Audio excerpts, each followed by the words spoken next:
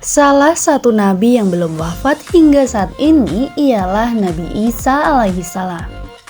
Ia diketahui akan datang kembali ke muka bumi untuk menegakkan kebenaran dan memberitahukan jalan menuju keselamatan sebelum kiamat tiba.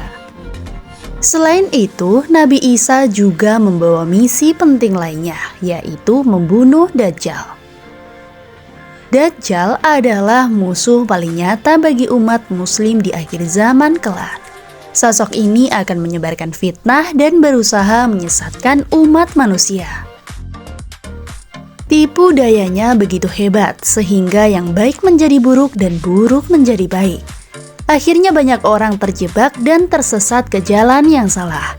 Namun Allah telah memerintahkan Nabi Isa untuk membunuh Dajjal. Nabi Isa akan turun ke bumi di Menara Putih Damaskus atas perintah Allah.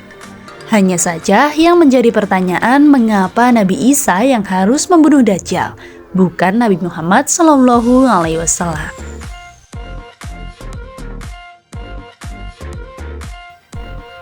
Merangkum dari berbagai sumber, berikut alasan mengapa Nabi Isa alaihissalam yang diperintahkan untuk membunuh Dajjal.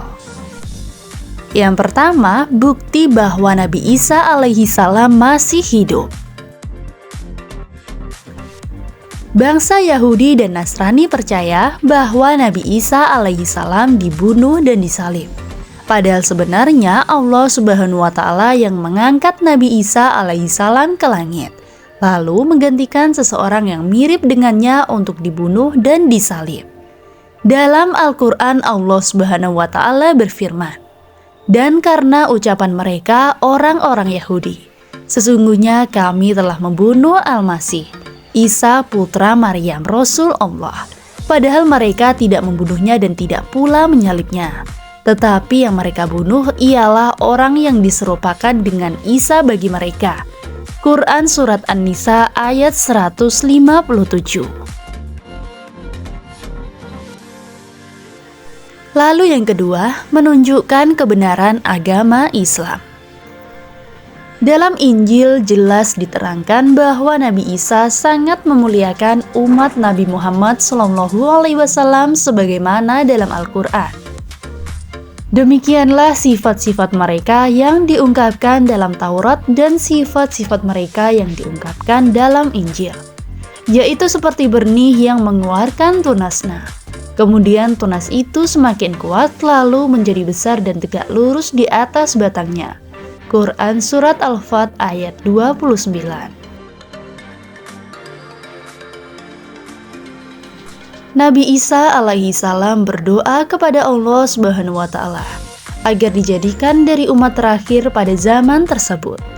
Doa itu kemudian dikabulkan oleh Allah Subhanahu wa Ta'ala.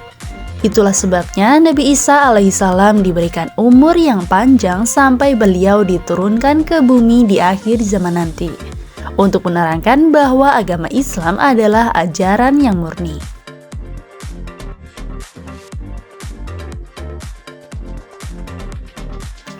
Lalu yang ketiga, dekat dengan Nabi Muhammad SAW. Salah satu dekatan khusus dengan Nabi Muhammad adalah Nabi Isa. "Aku adalah manusia yang paling dekat dengan Isa bin Maryam. Antara zaman kami berdua tidak ada nabi yang memisahkan."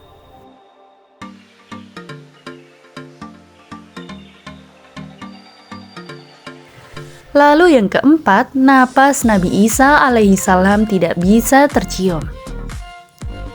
Napas Nabi Isa tidak bisa tercium oleh para pengikut Dajjal.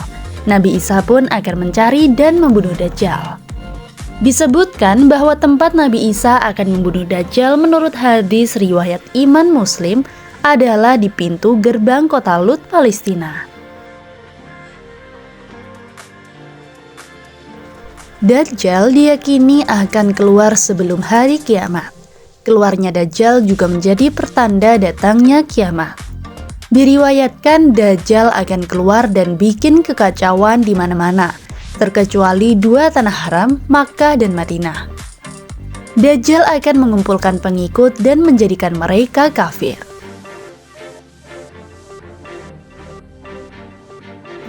Pada masa itu, dunia rusak. umat Islam digambarkan hidup dalam ketakutan dan tekanan. Keluarnya Dajjal adalah tanda kiamat sudah sangat dekat. Mereka diancam mengikuti si kafir atau terbunuh. Dajjal menebar ancaman sekaligus membujuk dengan berbagai kenikmatan semu.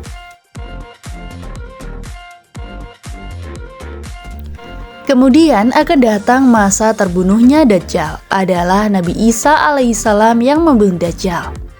Lantas, di mana Nabi Isa membunuh Dajjal?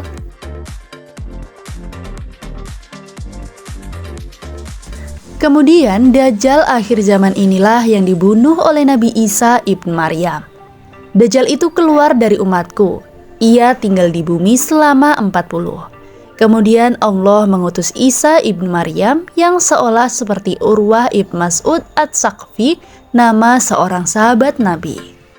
Kemudian Isa ibn Maryam mencari Dajjal itu dan membunuhnya. Hadis riwayat Imam Ahmad, hadis riwayat Imam Muslim, dan hadis Imam Al-Hakim.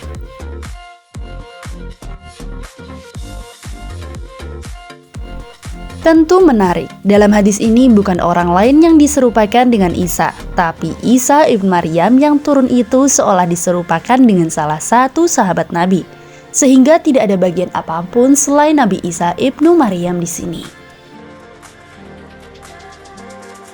Di manakah Dajjal dibunuh Isa? Dari An-Nawas bin Sam'an berkata, pada suatu pagi Rasulullah SAW menyebut Dajjal. Beliau melirihkan suara dan mengeraskannya hingga kami mengiranya berada di sekelompok pohon kurma.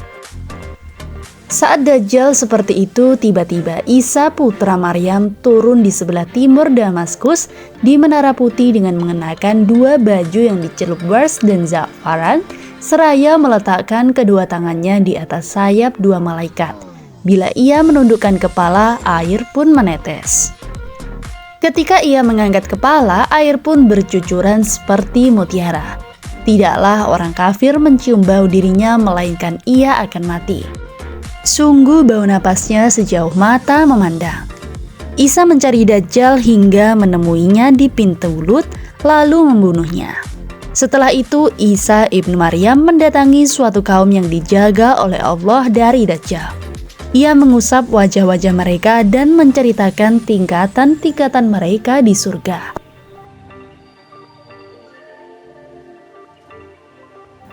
Rasulullah SAW pernah menjelaskan sekilas tentang ciri-ciri fisik Nabi Isa.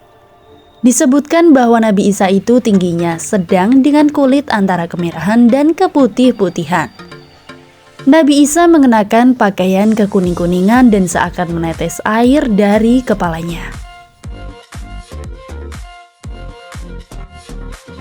Diriwayatkan Imam Ahmad dari Abu Hurairah, Nabi SAW bersabda, "Dan aku orang yang lebih berhak kepada Isa bin Maryam, karena tidak ada nabi di antara aku dengannya, dan bahwa dia akan turun, maka apabila kalian melihatnya, kenalilah. Dia adalah seorang laki yang tingginya sedang, yakni antara tinggi dan pendek, antara kemerahan dan keputih-putihan. Dia memakai dua pakaian mumsirani atau pakaian yang berwarna kuning kekuningan. Seakan-akan kepalanya meneteskan air, meskipun tidak terkena basahan air, maka dia mematahkan salib dan membunuh babi dan menghapuskan jizyah dan menyeru manusia ke dalam Islam."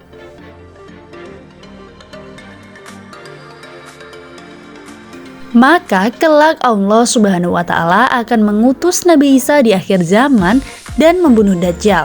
Maka setelah itu kehidupan di dunia akan amanah dan damai. Nabi Isa akan tinggal di bumi selama 40 tahun dan kemudian Allah mencabut nyawanya. Nah, baik teman-teman, itulah tadi video mengenai mengapa Nabi Isa yang diperintahkan membunuh Dajjal.